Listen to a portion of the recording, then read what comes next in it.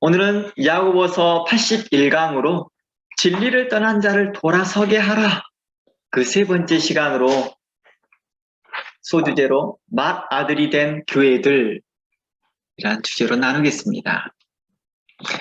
이것은 또한 교회의 문턱을 높이는 교회들에게 대하여서도 이야기를 하고 있습니다. 성경은 우리에게 거룩한 성도들에게 이야기하고 있습니다. 너희들은 주의 심장을 가지고 그리고 하나님의 마음으로 진리에서 떠난 자들을 주께 돌아서게 하라라고 요청하고 있습니다. 그러나 만일 진리를 떠난 자들이 다시 주께 돌아올 때 교회가 교회 문턱을 높이고 있다면, 혹 교회가 준비되어 있지 않다면 그들은 실망하고 광야나 들판으로 이제 방황하게 될 것이다 라고 말하고 있습니다. 그들은 진리를 찾아 돌고 또 돌아다니며 그들은 헤매이고 있을 거라는 것입니다. 그들은 그 긍휼과 사랑을 받기 위하여 돌아다닐 것입니다. 이들이 만약 이렇게 광야나 들판에 헤매이고 있다 한다면 이는 하나님이 기뻐하지 않으실 것입니다. 이런저런 이유를 들어 그들의 자격을 요구하든지 이런저런 핑계를 들며 그들이 참여하고 싶은 곳을 가로막고 있다 한다면 이는 하나님이 기뻐하지 않을 것입니다. 또한 어떤 사람들은 이렇게 말합니다. 자신들과 같이 자격 있는 사람들만이 모이는 곳입니다. 어느 과정을 수료해야 됩니다. 기타 등등의 어떤 요소들, 이유들을 들어서 그들이 참여하는 것을 제한하고 있더라는 것입니다. 또 어떤 사람들은 검증된 사람들만, 또 어느 수준에 되는 사람들만 들어오는 곳이라고 말하면서 진리를 찾아 헤매고 진리에서 돌아섰으나 그것이 갈 곳이 없이 방황하게 만들어버린다면 이는 하나님이 정말 기뻐하지 않을 거라는 것입니다. 이는 사람을 외모로 취하는 것과 별반 다른 것이 없다는 것입니다. 별반 차이가 없는 거죠. 우리가 주님께 은혜를 받고 구원을 받았던 것이 우리의 자격과 우리의 의로운 행위로 말미암지 않고 오직 하나님의 은혜로 되었음을 우리는 기억해야 할 것입니다. 그러므로 골로새서 3장에서 교훈하심과 같이 그러므로 너희는 하나님이 택하사 거룩하고 사랑받는 자처럼 긍휼과 자비와 겸손과 온유와 오래 참음을 옷 입고 누가 누구에게 혐의가 있거든 서로 용납하고 피차 용서하되 주께서 우리를 용서함과 같이 너희를 용서함과 같이 서로 용서하라 하였던 것 같습니다. 이와 같이 우리는 주의 명령을 따라 주의 교훈을 따라서 서로 용서하고 용납하는 일에 우리는 힘써야 할 것입니다. 우리는 그들을 용납하고 그들을 함께 그 모임에 참여하는 일에 진리 가운데 거할 수 있도록 그들에게 최대한 많은 길을 열어주고 포용하는 태도가 필요할 것입니다.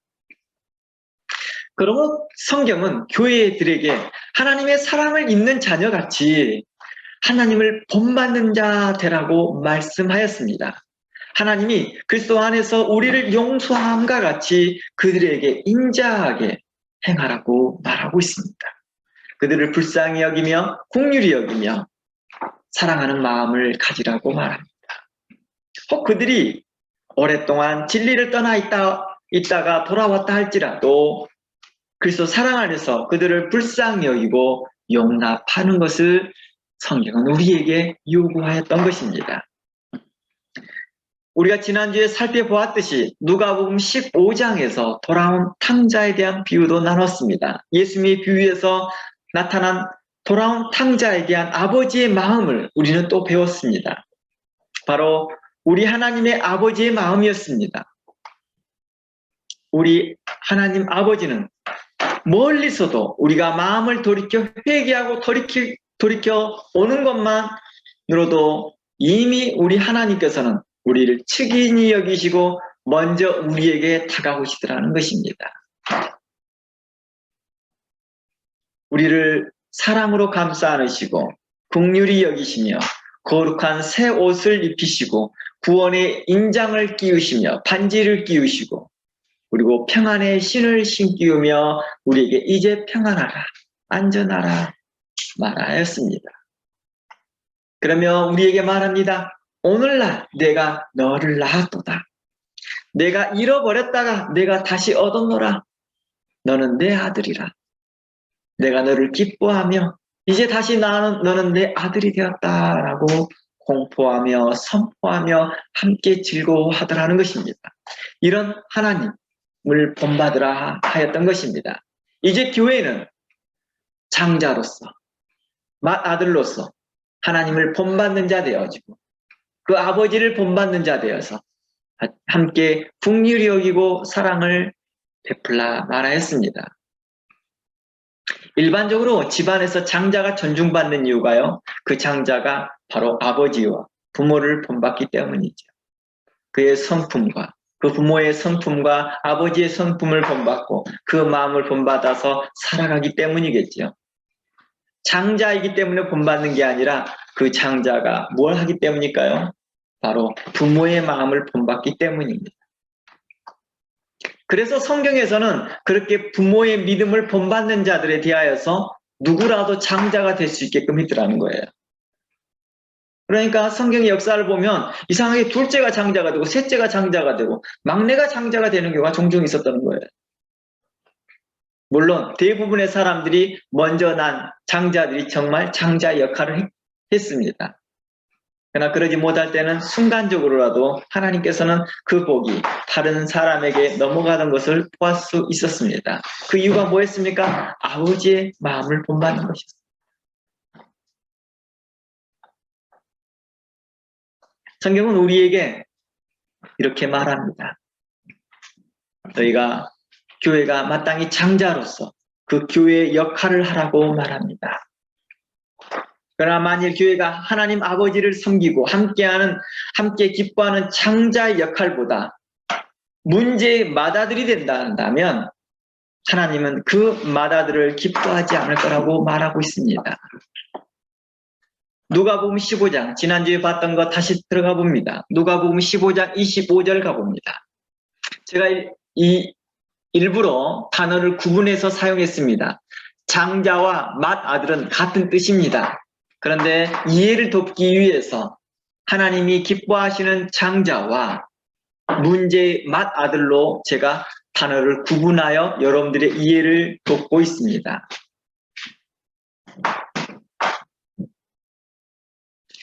누가복음 15장 25절 말씀에 맏아들은 밭에 있다가 돌아와 집에 가까이 왔을 때 풍악과 춤추는 소리를 듣고 한 종을 불러 이 무슨 일인가 물은데 대답하되 당신의 동생이 돌아왔음에 당신의 아버지가 건강한 그를 다시 맏아들이 됨으로 인하여 살긴 송아지를 잡았나이다 합니다. 맏아들이 되었대요. 맞아들이게 되었대요. 이제 죄송합니다. 맞아들이게 되었대요. 그러니까 아버지의 그 영접함이 어떻게 되었습니까? 그 아들에게서는 큰 아들에게 있어서는 기쁨이 되지 못했습니다. 아니 그를 내쳐야죠. 그 일을 혼내야죠. 그에게 바운더리를 정해주었어야죠. 그런데 왜 그를 맞아들였습니까?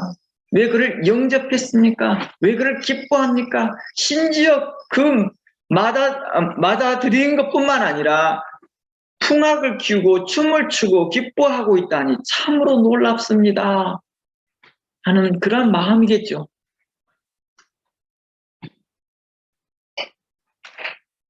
뿐만 아니라 살찐 송아지를 잡았다고 합니다. 누가 여기서 성경 유머 퀴즈가 있었죠. 탕자가 돌아오면 제일 슬픈 것이 누구냐 그랬더니 맏아들이요 대부분 말했더니 아니요 송아지요 살찐 송아지가 제일 먼저 죽습니다.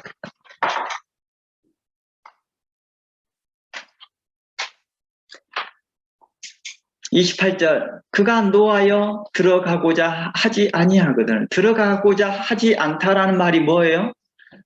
아버지의 맞아들임이 그 초청함에 있어서 함께 참여하고 싶지 않다라는 것입니다. 아버지가 나와서 권합니다. 함께 참여하자. 함께 이 기쁨에 참여하자 할 때 함께 참여하는 것을 거부합니다. 마음에 뭐가 가득 차 있습니까? 원망과 불편함과 불만이 가득하다라는 것입니다.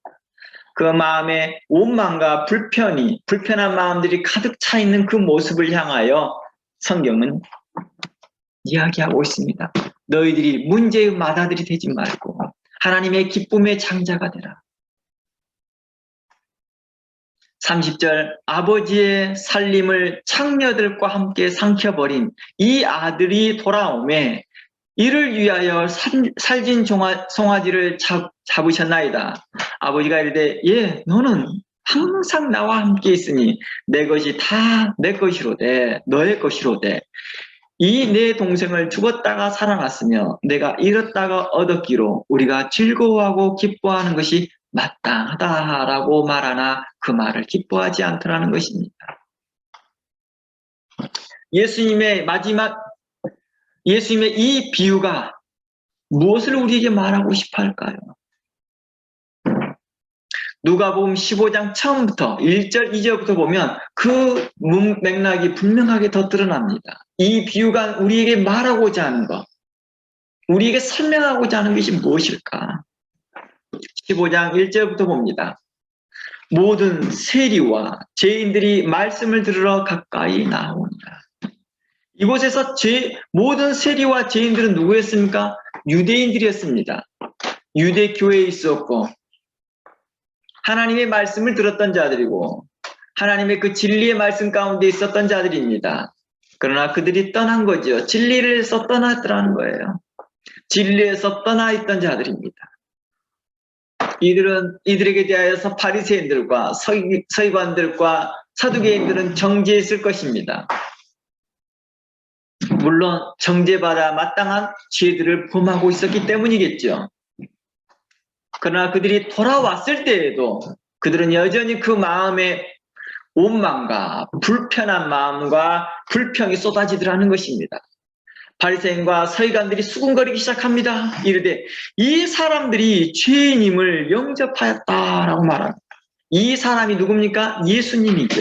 예수님이 죄인을 영접했대요. 이 말을 이제 돌아온 탕자의 비유로서 이야기한다면 아버지께서 저 죄인을 영접하였도다, 맞아들였도다 이렇게 말하고 있는 것입니다.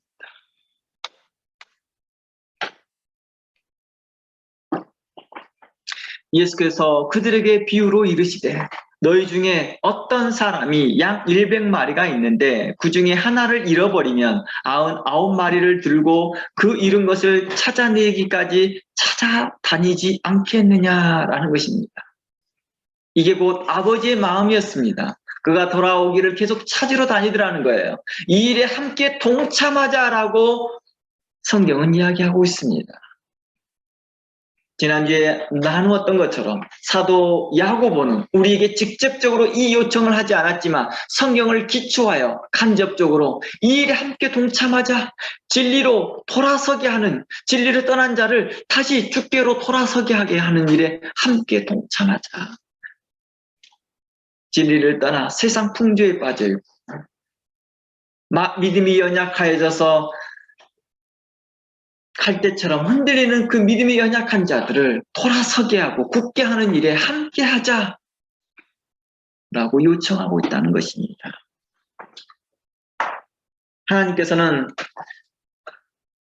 잃어버린 것을 찾아내기까지 찾아다니시는 그 하나님의 마음을 우리에게 보이시면서 그 아버지의 마음을 본받는 자 되라. 너희가 장자로서 아버지를 본받으라 라고 말했다는 것입니다. 그런데 어땠을까요?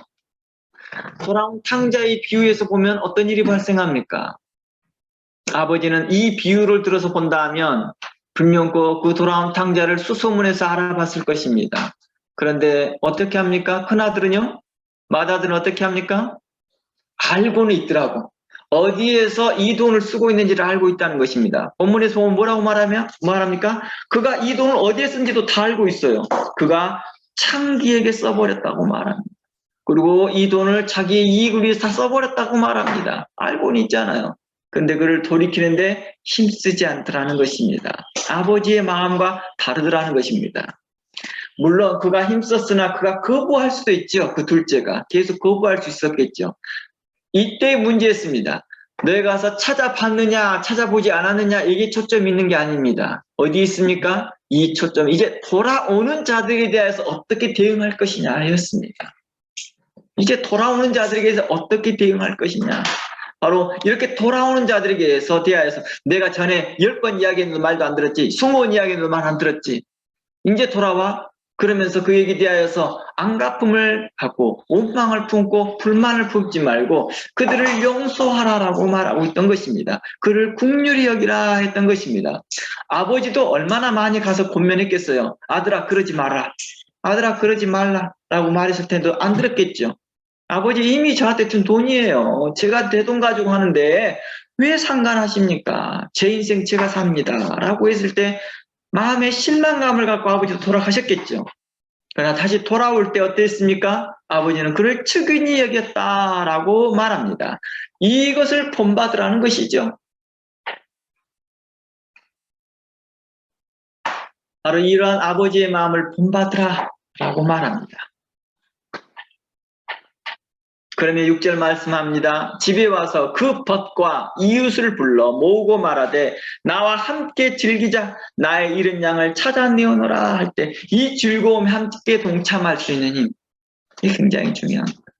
우리 그런 거 있잖아요. 누가 어느 교회에서 세례 받는다. 제 친구가 A 교회에서 세례를 받아야 할 때 함께 참여하는 거예요.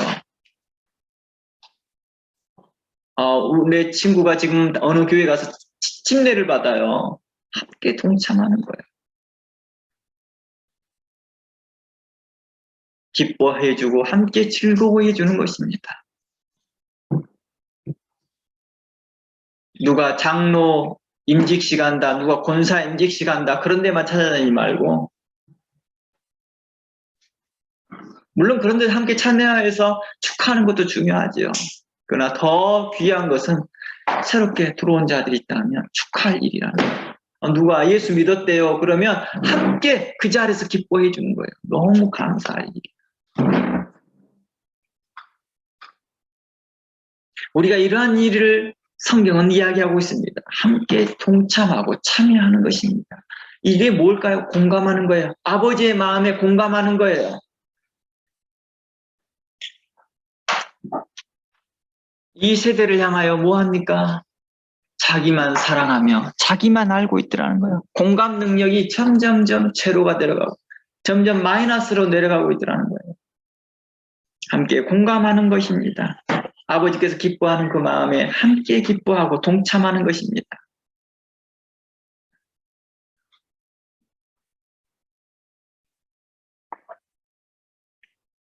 문제의 마다들의 모습은 과거 에베소의 교회에서도 발견되더라는 것입니다.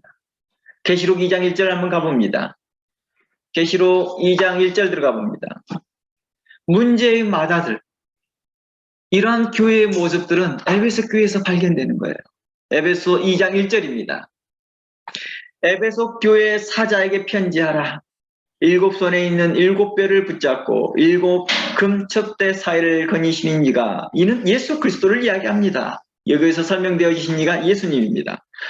내가 내 행위와 수고와 내 인내를 알고 또 악한 자를 용납하지 않은 것과 자칭 사도라되 아닌 자들을 시험하여 그 거짓된 것을 드러낸 것과 또 내가 참고 내 이름을 위하여 견디고 게으르지 아니한 것을 아노라. 그러니까 참으로 교회가 올바른 교회였던 것 같습니다. 이곳까지 보면 너무 잘한 것 같아요. 자칭 사도라는 자들을 찾아내고요, 거짓된 자들을 찾아내고요, 그들이 악한 자들을 용납하지 않았다는 것입니다. 교회가 바로 왜 이렇게 해야 돼요? 성도들을 보호해야 되기 때문이죠.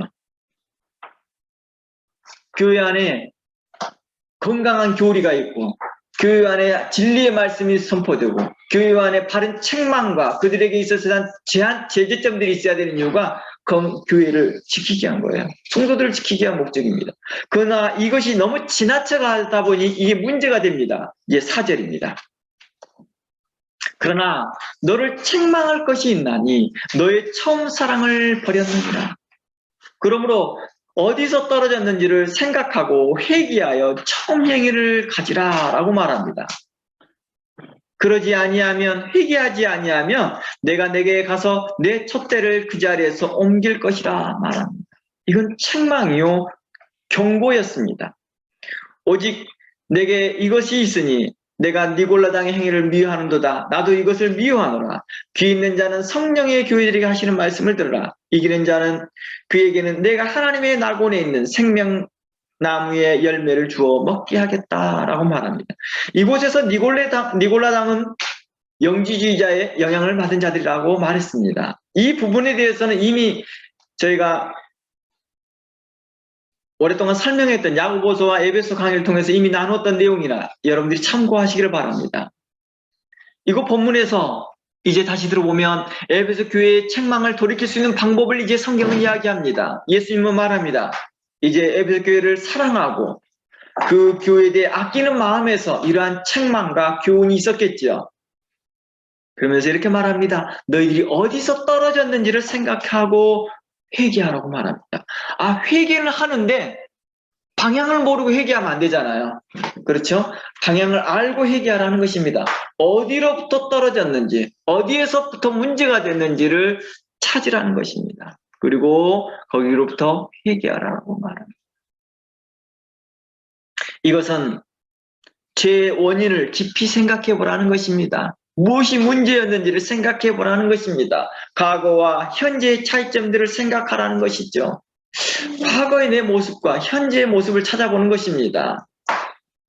그리고 에베소 성도들에게 잃어버렸던 처음 사랑을 회복하기 위해서는 그것을 무엇으로부터, 어디서부터 인하여 이렇게 되어졌는지를 상고해 보라는 것이죠. 자신의 문제의 과거를 돌이켜보는 것입니다.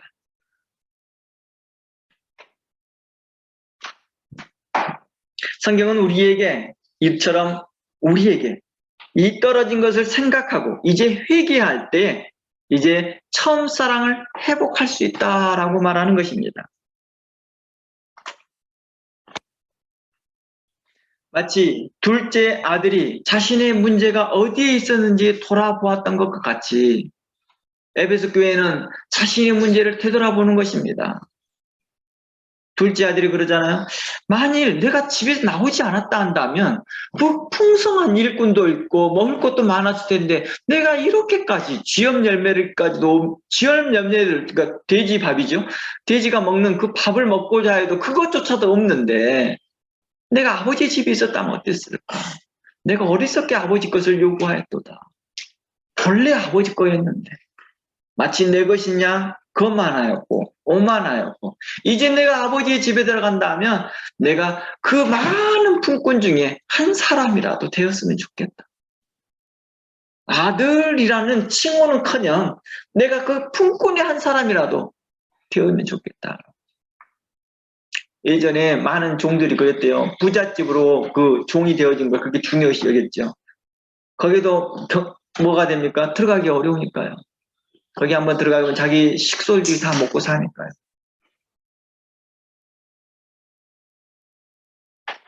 거기 하나의 풀포드로만 있어도 감사하겠다 했으나 놀랍도록 그가 자기 자신을 돌아보고 회개의 방향을 분명히 정확하게 알고 돌아갔을 때 아버지는 그를 측인히 여기고 불쌍히 여기며 그에게 다시 회복시켜줍니다. 그의 신분을 회복시키며 내가 잃어버렸던 아들을 얻었도다. 이제 오늘날 내가 너를 다시 낳았도다. 너는 내 아들이라 함과 같이 다시 아들이라 칭함을 받게 됩니다. 계시록 2장 1절부터 보면 우리에게 뭘 이야기를 계시록의 이제 2장에 있는 에베소 교회를 우리가 살펴보면 바로 이러한 부분들이죠. 너희는 너 자신을 회개할 수 있는 그 길이 무엇인지를 우리에게 이야기하고 있습니다. 바로 크게 두 가지 방법을 제시하고 있습니다. 너희가 그 첫사랑을 잃어버렸던 그것을 회복할 수 있고 너희가 가지고 있는 그 직분을 옮겨짐을 당하지 않으려 한다면 너희가 행해야 할 것이 있다. 촛대가 옮겨졌다라고 하는 것이 무엇일까요? 교회가 장자로서의 역할을 하지 아니한다면 그 장자의 역할이 옮겨질 것이다 라는 것입니다. 만약 그것을 잃어버리지 않으려고 한다면 너희들이 이제 돌이키라. 어떻게? 너의 과거에 무엇이 있는지를, 무엇이 문제였는지를 생각하고 회개하라고 말합니다. 회개를 할 때 그 방향이 분명하게 회개하지 말고 그 방향이 어디인지를 분명하게 알고 행하라는 것입니다. 돌이키긴 돌이키나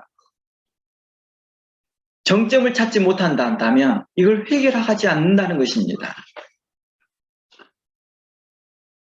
에베소 교회에 대하여 이렇게 책망하고 이렇게 말씀하셨던 예수님께서는 이제 그 교회를 아끼는 마음으로 이렇게 말합니다. 이제 너희는 어디서 떨어진 걸 생각하고 회개하라 하고 말합니다. 자신의 죄의 원인을 깊이 생각하고 그 과거와 현재를 차이를 생각해 보는 것입니다. 내가 과거에 어떻게 살았으며 현재 내가 어떻게 변해되어져 있는지 보는 것이죠. 마치 둘째 아들이 자신의 문제가 어디 있는지를 돌아보았던 것과 같습니다. 둘째 아들은 어땠습니까? 자신이 자기의 문제를 바라봅니다. 돼지에게 먹이는 지엽 열매를 먹이는 사람으로서 그 지엽 열매라도 혹시 먹을까 하여 찾아보았으나 지엽 열매조차도 없습니다. 돼지에 먹을 밥조차도 나눠 먹고자 해서는 먹을 것이 없었습니다. 그럼 돌아봅니다. 내가 아버지의 품꾼으로만 일했어도 이러지는 않았을 텐데. 그리고 자신은 분명하게 자신의 문제를 확인하고 그리고 가야 할 방향을 분명하게 정합니다. 바로 아버지의 집이었습니다. 그는 다른 사람의 집도 아니고 다른 형제의 집도 아니고 오직 아버지의 집으로 그 방향을 분명하게 정하였다는 것입니다. 회개의 방향이 중요하겠지요. 어느 방향으로 회개할 것이냐가 중요합니다. 그러므로 회개를 분명하게 하기 위해서 방향을 정하기 위해서는 자신의 문제를 먼저 생각하고 어디서부터 떨어진 것을 생각하고 회개하는 것입니다. 죄의 원인을 깊이 생각해 보는 것입니다. 하나님의 말씀을 통하여서 우리가 그 죄의 문제를 원인의 문제를 바로 찾아보는 것이죠. 하나님의 말씀을 배우는 이유 중에 한 가지이기도 합니다. 그리고 그가 돌아왔을 때 아버지는 어떻게 합니까? 그를 측인 여기고 불쌍히 여기시고 이제 내가 너를 다시 낳았다. 이제 넌 나의 새 아들이라 라고 말합니다. 내가 잃어버렸던 아들을 다시 얻었도다 하고 기뻐하더라는 것입니다.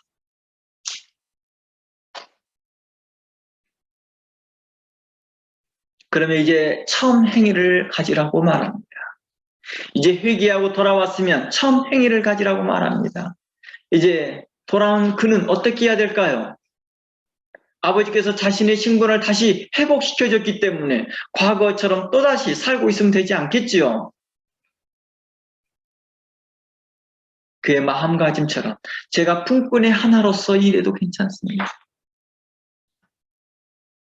이런 마음의 태도가 필요한 것이었겠죠.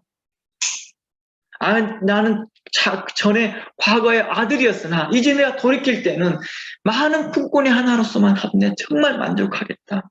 그렇게만 하더라도 내 식솔들이 다 먹고 살겠다. 이러한 마음의 자세가 필요했던 거겠죠. 그리고 그에게 신분이 회복되어집니다. 너는 내 아들이라. 그리고 난 후에 그 삶이 어떻게 됐을까요? 이제 그 아버지에게 받았던 그 사랑의 마음을 갖고 살아가는 거겠죠. 이 에베소 교회에 대하여 처음 행위를 가지라 라고 했던 이 말은 바로 어떤 것이었을까요? 하나님이 그리스도 안에서 우리를 용서함과 같이 그들에게 인자하게 행하며 불쌍히 여기고 긍휼히 여기라는 마음을 가지라는 것입니다. 너희가 처음에 하나님의 긍휼함을 받지 않았느냐, 하나님의 은혜를 받지 않았느냐, 이와 같이 형제를 사랑하는 것입니다. 에베소 교회에 향하여서 그랬습니다. 진리를 돌이키러 온 자들에게 그를 사랑하라는 것입니다. 그러나 그걸 어떻게 합니까? 너무 지나치게 검증하고 또 검증하고 또 검증을 하다 보니까 교회 문턱만 높여놨을 뿐이지 그들에게 대해 진리 안에서 돌아오는 자들에게 대하여 국률한 마음이 사라지다 보니까 도리어 하나님께서 그들에게 맡겨줬던 장자의 역할들을 빼앗아 버리겠다고 말하는 것입니다. 에베소 교회가 그동안 아버지의 마음을 담고 장자의 역할을 했던 것을 이제 내가 너에게 그 역할을 뺏어 버리겠다. 그러니 회개하라 라고 말하고 있는 것입니다.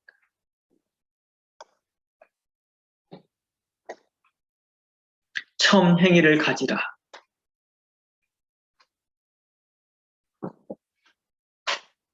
형제를 사랑하는 것이죠. 처음에 그리스도에 대해 가졌던 마음으로 형제를 서로 사랑하고 뜨겁게 아끼라는 것입니다.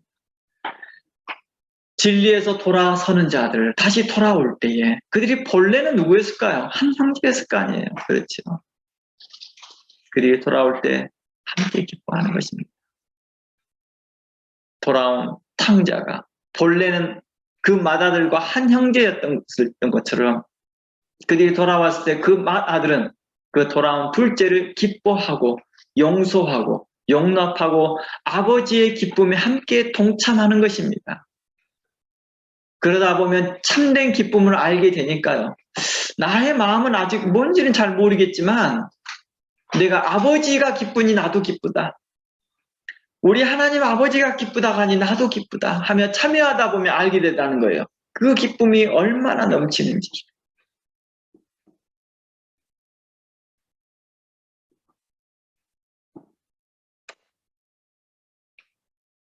그리스도 안에서 그들을 불쌍히 여기고 긍휼히 여기라는 에베소의 4장의 말씀처럼 우리는 순종하는 것입니다.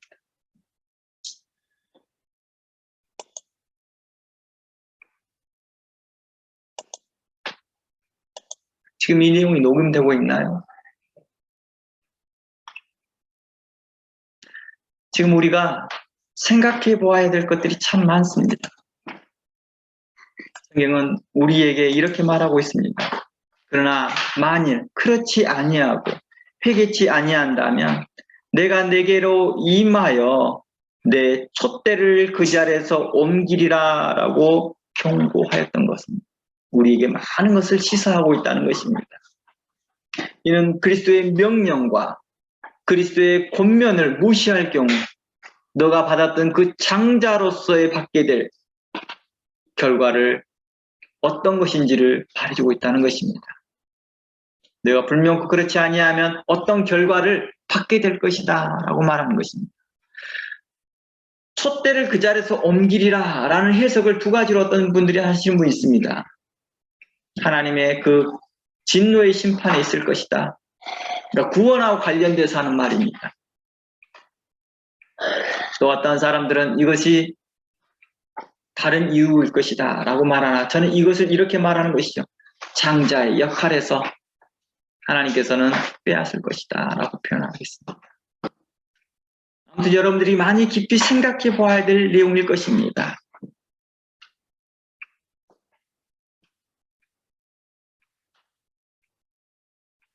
이는 에베소서 4장의 말씀과 같이 성령을 근심케 하는 일이요. 이 성령을 근심케 하는 일은 곧 우리의 구원과 직결되어 있다는 것을 말씀하고 있다는 것입니다. 그러므로 에베소서 4장의 말씀과 오늘 계시록 3장에서 에베소서를 3장에서 에베소서를 책망했던 2장이죠. 계시록 죄송합니다. 계시록 2장에서 에베소서 교회를 책망했던 내용과 에베소서 4장에서 말했던 그 말씀은 서로 연관성이 있을 것입니다. 그래서 에베소 4장에서 너희는 성령을 근심케 하지 말라 하며 31절에 이렇게 말합니다. 너희는 모든 악독과 노함과 분냄과 떠드는 것과 비방하는 것을 모든 악의를 함께 내어 버리라. 왜 그랬을까요? 그 교회 안에 무엇이 있었어요? 이제 진리로 돌이키러 온 자들에게 대하여 악독한 마음과 노함과 분냄과 비방하는 말들이 그 맏아들에게 가지고 있었던 문제의 맏아들이 가지고 있었던 모습을 그대로 가지고 있었다는 것이죠. 이런 것들을 내어버리고 32절 서로 친절하게 하며 불쌍히 여기며 서로 용서하기를 하나님이 그리스도 안에서 너희를 용서함과 같이 하라 한 이 말씀이 에베소 교회에게는 큰 의미가 담겨져 있었을 것입니다.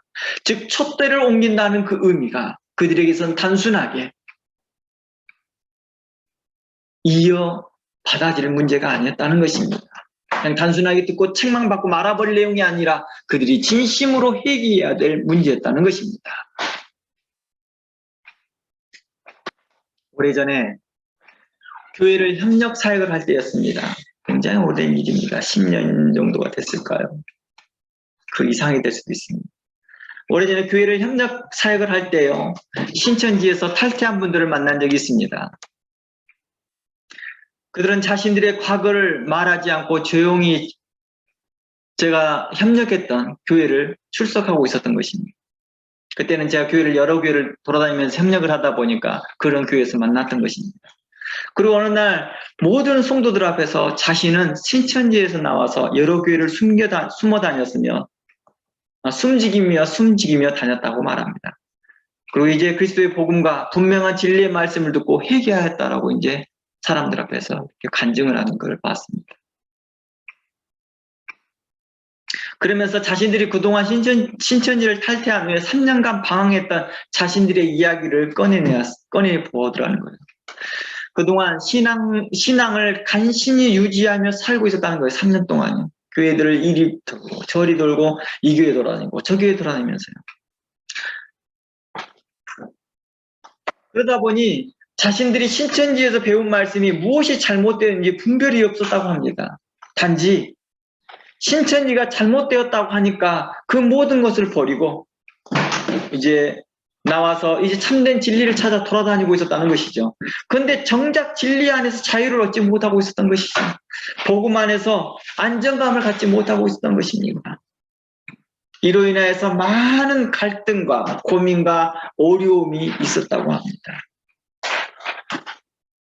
그러나 이렇게 많은 갈등과 고민과 어려움 그리고 이런 고민들이 많았던 이유 중에 하나가 바로 자신들을 따뜻하게 맞이해주는 교회가 없다는 것이에요. 말씀도 좋은 교회도 찾아봤고 이런 교회도 가고 저런 교회도 가봤다는 것입니다.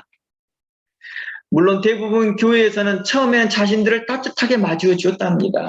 우리 그러잖아요. 처음 가면은 새신자 왔다면 굉장히 환영을 많이 해줍니다. 지난주에도 말했지만 VVVIP 하면서 그들을 막 환영해 줍니다. 하지만 조금이 지나서 1, 2주 지나서 아니면 곧바로 담임 목사님께 자신이 신천지에서 탈취한 사람이라고 소개하면요. 담임 목사님이 당황합니다. 그리고 곧바로 경계하는 분위기가 되더라는 것입니다. 그리고 성도들은 자신들에 대해 수근거리고 멀리하고 꺼리고 냉비하는 것을 느끼기 시작했다는 것입니다. 실상 이러한 소문들은요. 교회 안에서 빠르게 퍼집니다. 그러지 않나요? 누구 한 사람 새로 왔는데 그 사람이 어느 곳에서 왔더라. 이런 순식간에 퍼지는 거죠.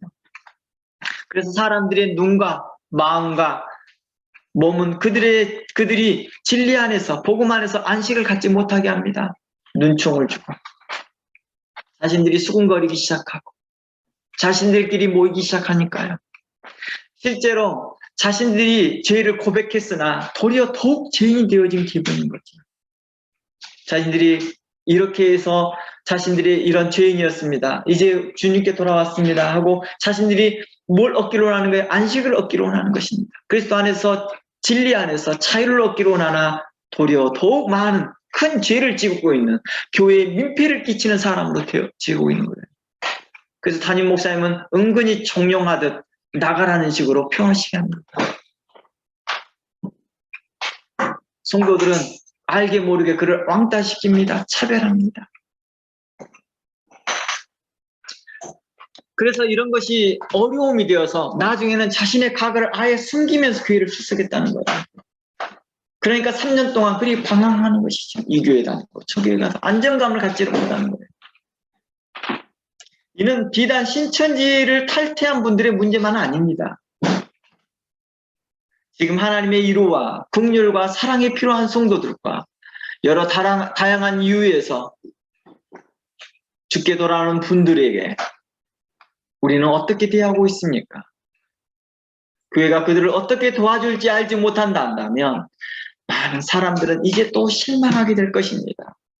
그리고 도리어 그들은 더 큰 고통과 큰 좌절감을 갖게 될 것입니다.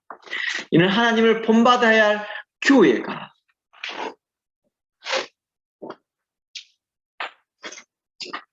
옳지 못한 행동을 취하는 것 같습니다.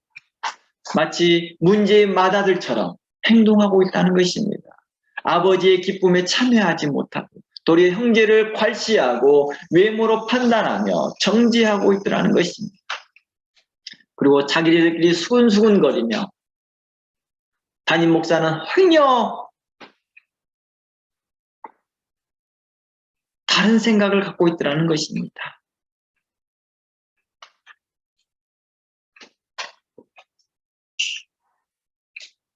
그 몸과 영혼이 힘들고 지쳐 병들어온 자들에게 대하여 도리어 그 교회는 강포로 행하고 도리어 폭력을 행하고 있더라는 것입니다.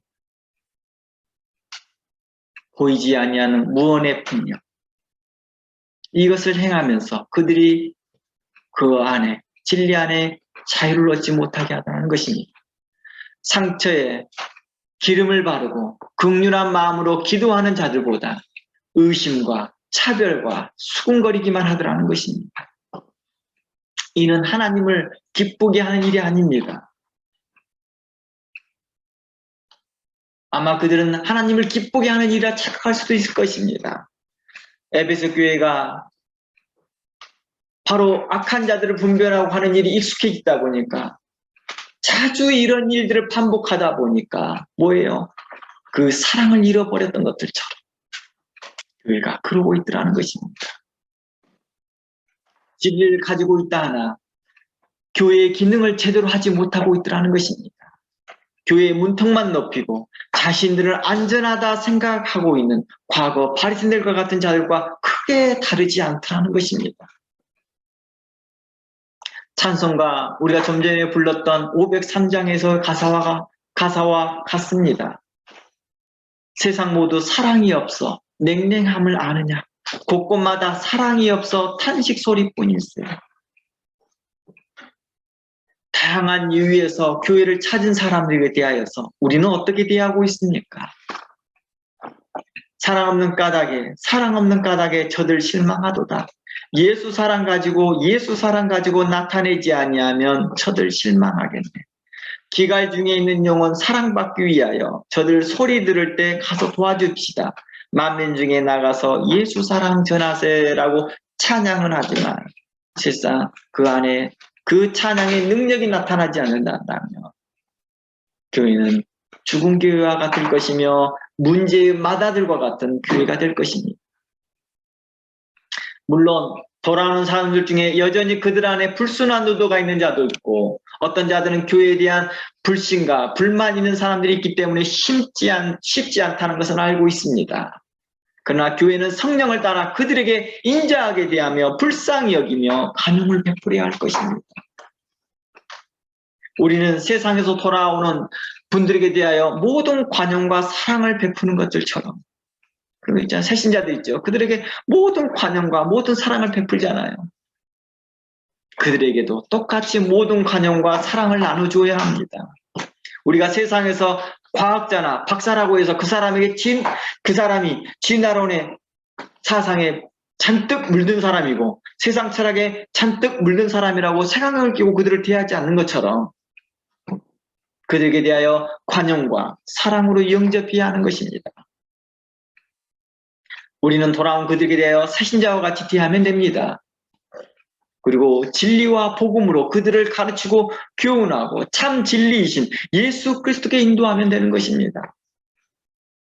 솔직히 그들은 육체를 따라 행하다가 나온 자들이기 때문에 세상 사람들과 별반 차이가 없는 거예요. 차이가 있다면 단지 세상적으로 성경에 대한 지식이 많은 겁니다. 다른 새신자들보다요. 세상에서 박사를 할지라도 이루와 긍휼과 사랑과 진리의 말씀이 필요하듯이 이단에게서 돌아온 그들도 구원이 되는 그 참된 복음과 참된 진리가 똑같이 그들에게 필요하다는 것입니다. 그리고 그들이 다른 새신자들에 비해 성경을 더 알고 있는 것이지 바르게 해석된 말씀과 바른 복음이 아니었기에 그들에게 바른 해석과 바른 복음을 긍휼한 마음과 온유한 마음으로 그들에게 전달해 주는 것입니다. 의로운 마음으로 그들에게 가르쳐 주는 것입니다.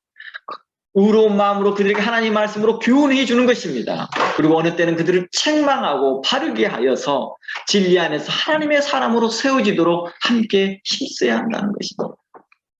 경계하고 차별한다고 해서 문제가 해결되는 것이 아니라 강력한 진리의 말씀이 선포될 때에 그 문제가 해결된다는 것입니다. 의로운 복음이, 구원의 복음이 선포될 때만이 그 문제가 해결되더라는 것입니다. 바로 에베소 교회는 바로 그 문제에 관과했던 것이겠죠. 이번 코로나 바이러스 때문에 우리는 많은 지식을 갖게 되었습니다. 그것은 바로 예방과 치료약이 있다면 두려울 것이 없다는 것입니다.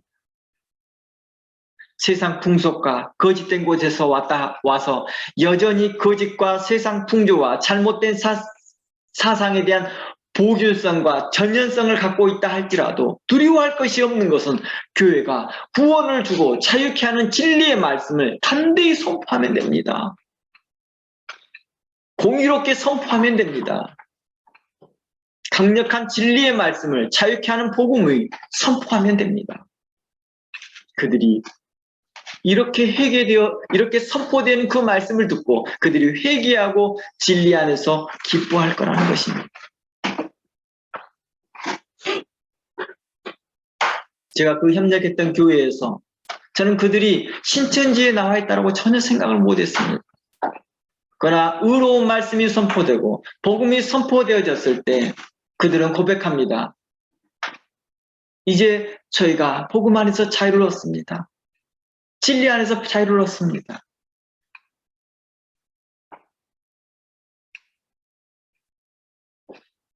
우리는 그들이 누구냐에 대하여서 알려고 하지 말고 그들이 어떤 사람이냐, 그들은 어떤 형태의 사람이냐, 어떤 종류의 사람이냐, 어떤 기질의 사람이냐, 그런 걸 알려고 하지 말고 그들은 모두 다 하나님의 진리가 필요하고 하나님의 구원이 필요한 사람이고 그들이 하나님의 사랑이 필요한 자들이기에 의롭게 하나님의 거룩한 성품을 가르치고 하나님의 그 거룩한 말씀을 선포하고 주의 거룩한 진리의 복음을 선포하는 것이 교회의 주된 역할인 것입니다. 그래 했을 때 그들이 회개하고 그들이 진리 안에서 기뻐할 것이며 성령을 따라 행할 것이며 앞으로 그들이 성령의 열매를 맺을 거라는 것입니다. 우리는 그것을 기대하는 것입니다. 그리고 교회는 진리에 떠난 사람을 지나치게 경계만 하지 말고 먼저 그들을 긍휼히 여기고 어려움에 처한 자들에게 기름을 발라 기도하라 하심과 같이 먼저 그들에게 필요한 것이 무엇인지 물어보고 어려웠던 심정을 주의 말씀으로 위로하고 격려해 주어야 한다는 것입니다. 그리고 분명하고 진리인 복음, 기독교 정통 신학과 바른 신학을 바탕으로 그들에게 말씀을 가르치면 되는 것입니다. 그리고 그를 양육하고 돌보고 섬기면 되는 것입니다. 일반적으로 교회가 분명한 복음과 신실한 말씀의 해석과 양육과 섬김이었다면 본래 정상적으로 있던 교회도 또 정상적으로 출석했던 교회들도 뭐합니까? 떠나버립니다. 그러지 않나요? 정상적으로 교회 성도들이 있던 교회들도요. 교회에서 진리의 복음이 선포되지 아니하고 의로운 말씀이 강력하게 선포되지 않으면 성도들도 떠나버려요. 그냥요. 이단과 사이비에 나온 자들이 정착하지 못한 것을 그들의 탓으로 돌리거나 불편한 시선을 주고 가까이 하는 것을 꺼리는 것은 악한 일입니다. 마치 강도 만난 사람을 피하려는 레인과 제사장과 별반 차이 없다는 것입니다. 교회는 본래 하던 대로 의로운 말씀을 선포하고 본래 하던 대로 강력한 그리스도의 복음을 선포하기만 하면 됩니다. 그러므로 예수님의 선한 사마리아의 비유의 가르침과 같이 우리는 그들을 불쌍히 여기고 긍휼히 여겨야 됩니다. 그러나 그 가르침이 성경 체계과 설교에만 남고 있다 한다면, 머물러 있다 한다면, 우리 삶의 열매로 나타나지 않는다면, 우리의 삶 가운데서 그들을 긍휼히 여기지 않는다면 그들은 실망하고 돌아갈 것이며, 하나님은 우리들에 대하여 책망하시기를 에베소 교회에 책망하던 것 같이 그 촛대를 옮겨버리겠다 하실 것입니다. 우리 모두 과거 유대인이라 칭하는 자들에게 무할례당이었습니다. 그리스도 밖에 있었고 하나님을 알지 못했었고 하나님의 나라와 전혀 상관이 없던 자들이었습니다. 그러나 이제 우리는 그리스도 안에서 하나님의 긍휼하심과 예수 그리스도의 피로 말미암아 구원을 얻었으며 친백성이 되었던 우리들입니다. 그러니 우리에게 이렇게 말합니다. 너희는 하나님의 사랑을 입는 자들같이 서로 긍휼히 여기며 서로 사랑하라라고 말했던 것처럼 우리는 이 말씀에 행해야 될 것입니다. 이러한 사도들의 교훈과 외침은 우리에게 뭘 말하고 있습니까? 당시 하나님을 알지 못하는 이방인들 뿐만 아니라 외식되고 거짓을 믿는 자들과 심지어 예수 그리스도와 예수 그리스도의 복음에 증거하는 사도를 핍박하고 불신하는 자들에게도 그들에게 말하고 있었다는 것입니다. 그러므로 우리는 담대히 진리만 선포하면 됩니다. 그리고 그 진리를 가르치고 증거하고 교훈하는 것입니다. 어떤 사람은 그러더라고요. 자신은 거짓된 교회에서 나와서 너무 다행이다.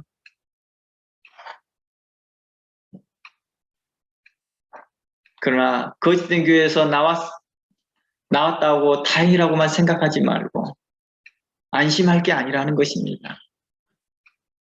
단순히 공감만이 아니라 그 거짓된 교훈과 사상과 풍조에서 빠져나와야 되겠죠. 나는 세상에서 나왔다. 너무 다행이다. 거기에 안주하지 말고 그 세상에 있는 가치관과 그 풍조와 그 사상에서 빠져나와야 되겠죠.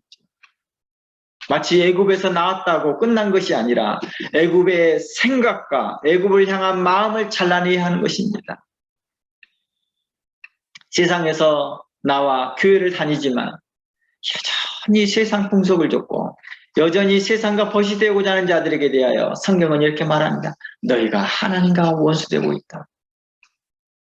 그러므로 교회 안에서는 지속적으로 끊임없이 강력한 그리스도의 복음을 증거하며 그리스도의 진리의 말씀을 선포해야 합니다.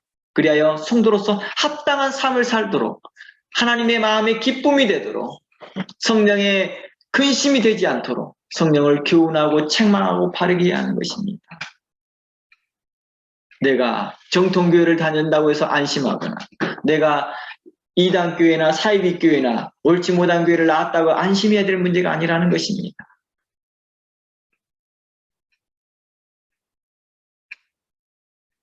성령을 조차 행하지 아니한다면 우리는 쉽게 거만해지고 우리 마음에 악한 마음들이 들더라는 것입니다. 이 모든 것들은 성경에서 말합니다. 이것들은 육체의 열매며 성령을 따라 나온 열매가 아니라고 말합니다. 우리 갈라디아서 5장 한번 가봅니다.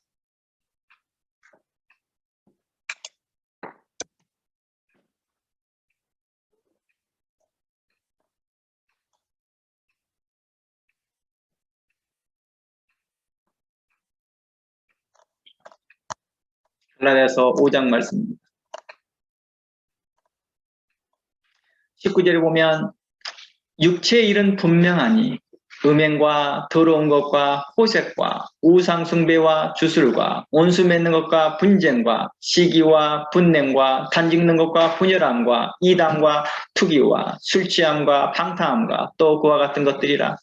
전에 너희에게 경계하던 것 같이 경계하노니 이런 일을 하는 자들은 하나님의 나라를 유업으로 받지 못할 것이요 오직 성령의 열매는 사랑과 희락과 화평과 오래 참음과 자비와 양성과 충성과 온유니 온유와 절제니 이와 같은 것을 금지할 법이 없느니라.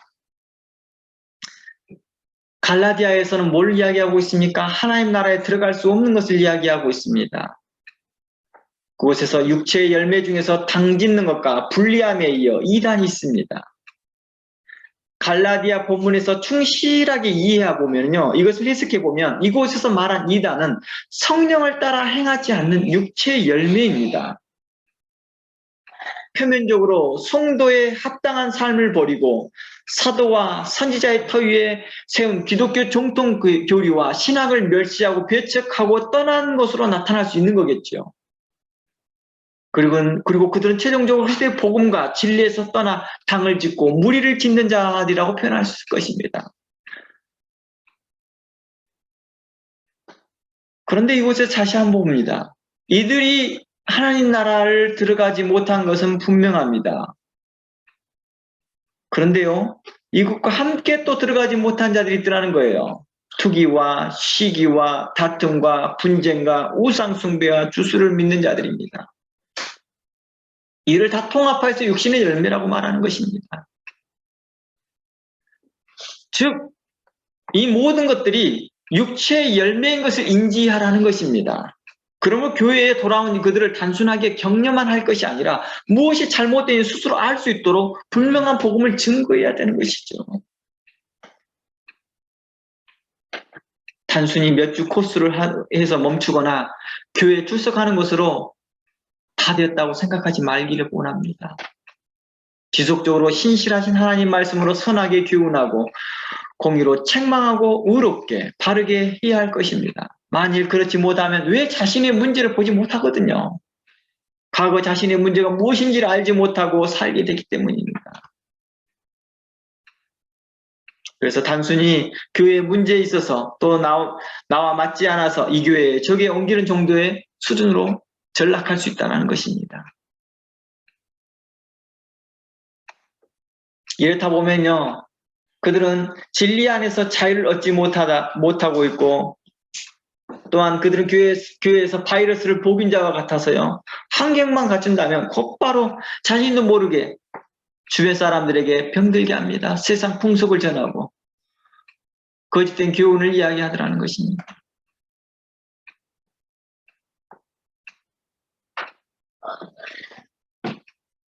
이러한 경험 때문일까요? 교회는요. 이러한 경험 때문에 교회들은 세상 풍조에서 나온 자들과 거짓된 곳에서 나온 자들을 극도로 경계하고 있다는 거예요. 아마 에베소 교회가 그랬겠죠.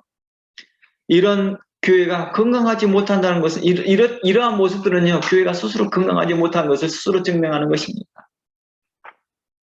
에베소 교회를 봐서 우리는 이렇게 말합니다.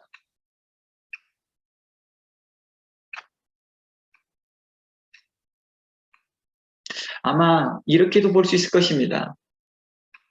이러한 교회들은요, 스스로 복음의 능력을 믿지 못하는 것과 같습니다. 이러한 교회는 진리를 가지고 있다 하나 그 진리의 능력과 풍성함을 다 알지 못하는 것 같습니다. 진리와 그 복음의 능력은 치유하는 능력이 있습니다. 회복하는 능력이 있습니다. 고치는 능력이 있습니다. 자유케 하는 능력이 있습니다. 그들이 아무리 심한 바이러스에 전염되었다 할지라도 그를 고칠 것입니다. 그들이 아무리 거짓된 교리에 오랫동안 빠져 있었고, 그들이 아무리 오랫동안 세상 풍조에 빠졌다 할지라도 그들이 돌이키려는 마음만 가지고 있다 한다면 아버지께서는 그들을 치료하실 것이며 성령은 그들을 감싸 안으실 것이며 예수 그리스도는 다시 그들을 예수 그리스도의 핏값으로 다시 구원하실 것입니다. 우리는 그 복음을 믿는 것입니다. 그 진리를 믿는 것입니다.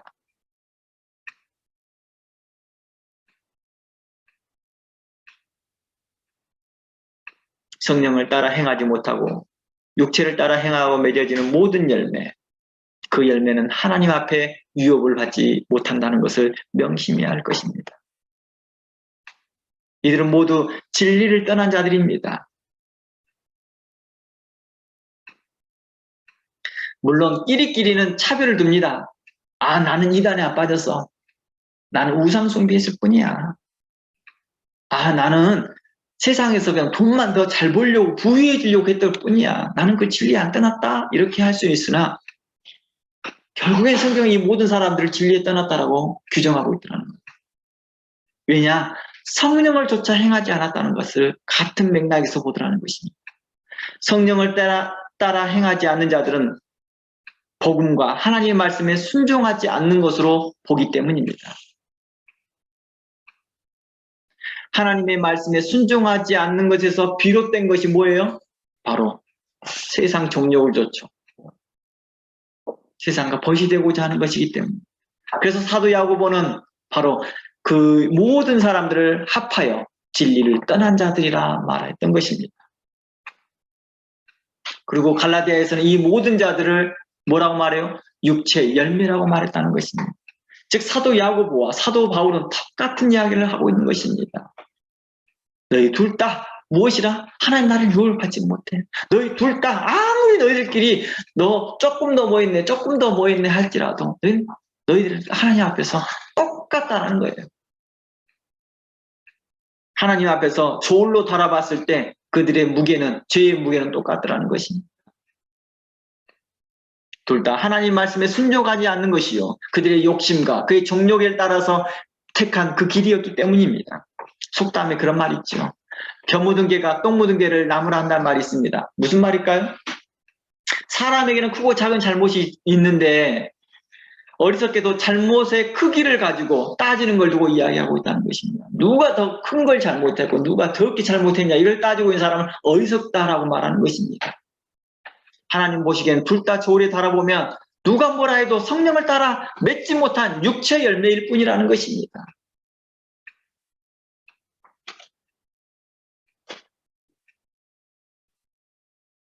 그러므로 예수님께서 비유로 말씀하신 것 같이 내가 너를 불쌍히 여긴 같이 너도 동반을 불쌍히 여기는 것이 마땅치 아니하냐 함과 같이 우리는 그들을 용서하고 긍휼히 여기는 것을 힘써야 될 것입니다.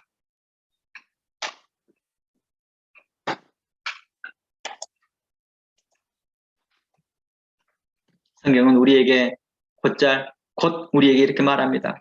우리 모두가 하나님의 은혜로 하나님의 자녀가 되었으니 서로 불쌍히 여기고 인자하게 행하며 하나님 나라에 합당한 성도로 살라고 요청하고 있습니다.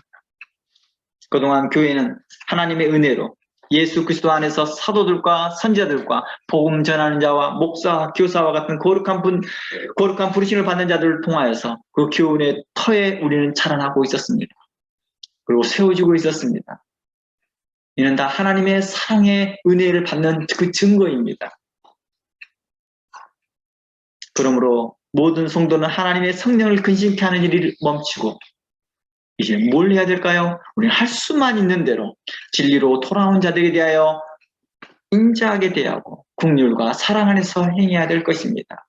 그리고 그들에게 대하여 의로운 말씀을 선포하고 강력한 그리스도 예수의 복음을 선포하며 함께 성도 안에서 그리스도 예수 안에서 하나 되기를 힘써야 될 것입니다. 이것이 하나님이 기뻐하시는 일일 것입니다. 이것이 하나님을 대하여 예배하는 자들의 합당한 태도일 것입니다. 이것이 바로 성도로서 합당히 살아가는 자의 모습일 것입니다. 다 함께 기도합니다. 하나님,